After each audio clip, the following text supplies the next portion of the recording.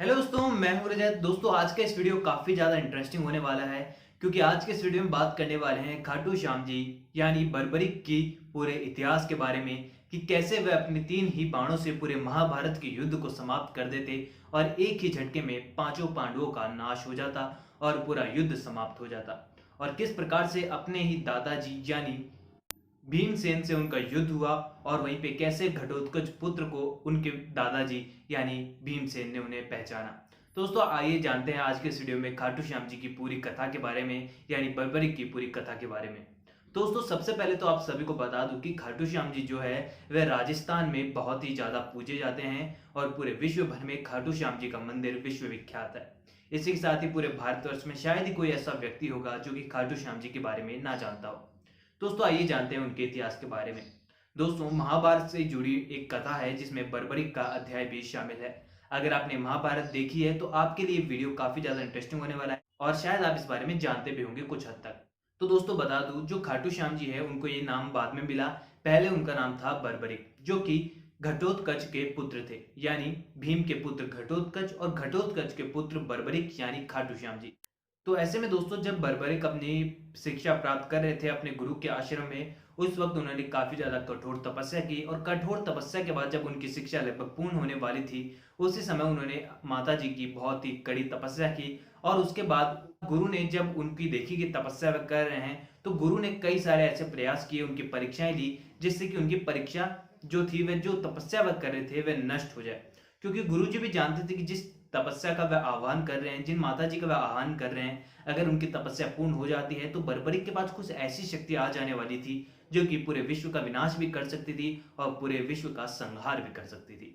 तो ऐसे में दोस्तों, कई सारी समस्याएं उनके सामने आती है, उनके चारों ओर आग लगा दी जाती है उनके ही गुरु द्वारा, और वहीं पे मगरमच्छ को भेजा जाता है पानी के अंदर, और भी कई ऐसी परेशानियां आती है। लेकिन बर्बरिक सभी परेशानियों से आगे बढ़कर अपनी परीक्षा को पूर्ण करता है और तपस्या को पूर्ण करता है और माता जी उन्हें दर्शन देती है।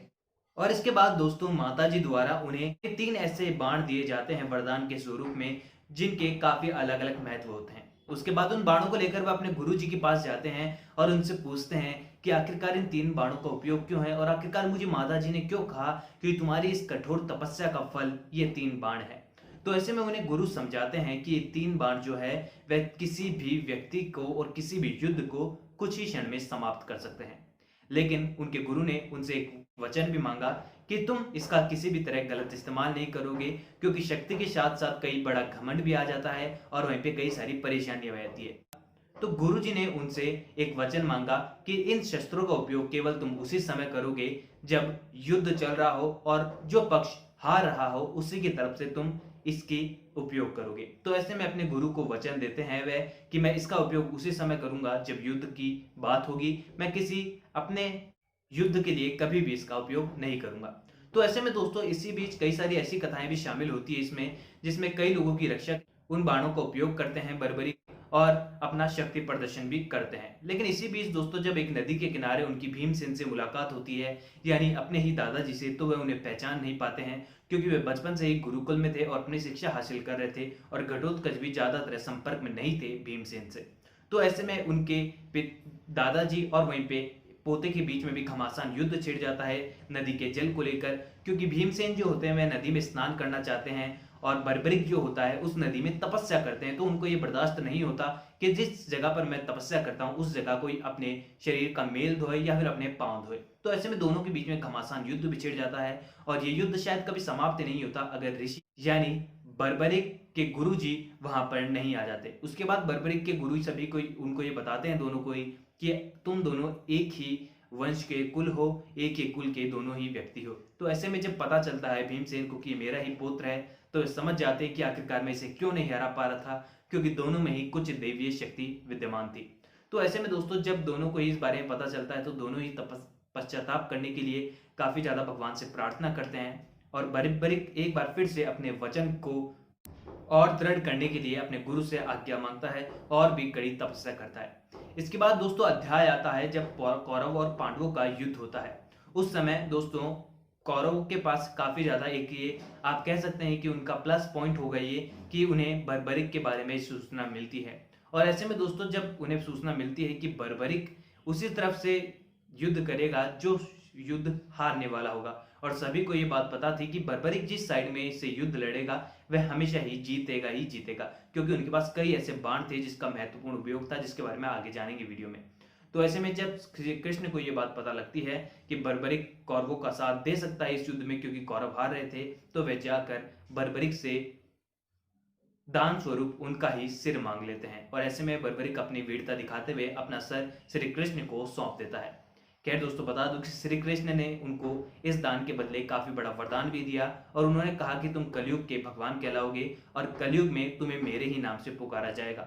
इसलिए आज भी राजस्थान में और पूरे भारतवर्ष में बर्बरिक को खाटू श्याम जी के नाम से पूजा जाता है। अब दोस्तों, उन तीनों बाणों की बात करें तो उन तीनों बाणों में क्या शक्तियां थी, आइए जानते हैं। तो दोस्तों बता दूं कि इन तीनों बाणों में एक ऐसी शक्ति विद्यमान थी जो कि पहले बाण से किसी भी व्यक्ति को एक ही पंक्ति बद्ध कर देते। यानी अगर संख्या 8 लाख की हो, चाहे 8 व्यक्तियों की हो, चाहे 8000 की सेना क्यों ना हो, वह पूरी सेना एक ही बाण के लक्ष्य से एक ही स्थान पर एक ही रेखा में खड़ी हो जाएगी। उनको ऐसा वरदान था उन बाणों को। और दूसरा बाण जो था वह उन सभी को आहत करके एक ही जगह स्थिर कर सकती है। और तीसरा बाण जो था वह पूरी की पूरी सेना का एक बार में नाश कर देने वाला बाण था। तो ऐसे में श्री कृष्ण को यह बात पूरी तरह पता थी कि अगर कौरवों की तरफ से बर्बरिक लड़ता है तो उन तीनों बाणों का उपयोग होगा और पांडव सहित उनकी पूरी सेना का नाश भी निश्चित हो जाएगा। तो ऐसे में दोस्तों, आप सभी को काफी ज्यादा पसंद आई होगी आई थिंक ये कथा पूरी खाटू श्याम जी के बारे में। आपको उनका इतिहास पता होगा, कैसे बर्बरिक आज भी खाटू श्याम जी के रूप में राजस्थान में पूजे जाते हैं। दोस्तों कमेंट बॉक्स में जरूर बताइए कि आपको ये कथा कैसी लगी और वीडियो कैसे लगा, और दोस्तों के साथ भी अपने शेयर कीजिए अगर आपको वीडियो पसंद आया हो तो, और वीडियो को लाइक करना ना भूलें और चैनल को कीजिए सब्सक्राइब और बेल आइकन दबा दीजिए ताकि वीडियो के नोटिफिकेशन आपके पास पहुंच जाएंगे। अगले वीडियो आपसे लौटूंगा, जब तक लिए थैंक यू दोस्तों।